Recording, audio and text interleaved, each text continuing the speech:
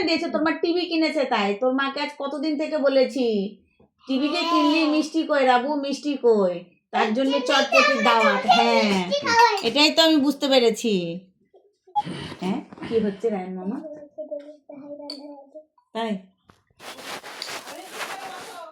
তুই ওকে জ্বালাচ্ছিস কোন দুঃখে? খুব বড় লিনি, ছোট বাটি? বাটিটা ছোটই নিয়েছি বাবা এই বাটি যদি ছোট বলো, বড় বাটি কোনটা তাহলে?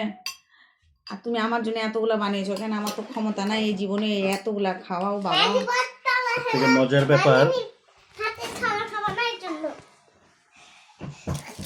কি মজার ব্যাপার বলো? কালারটা অনেক সুন্দর চটপটির।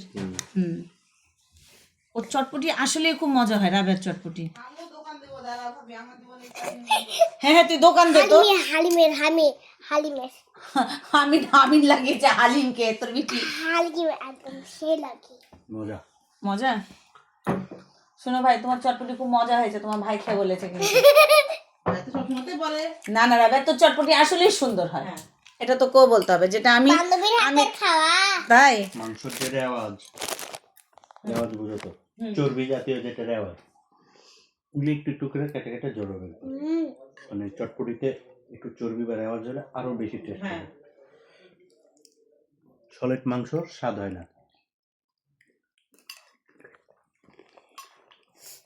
তো একটা কথা বল রাবে, তো চটপটির সিক্রেটটা কি?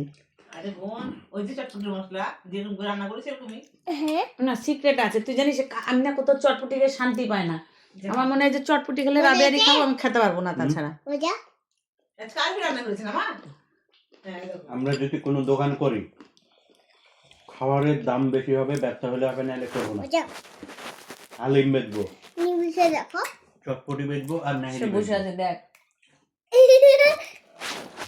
তোমার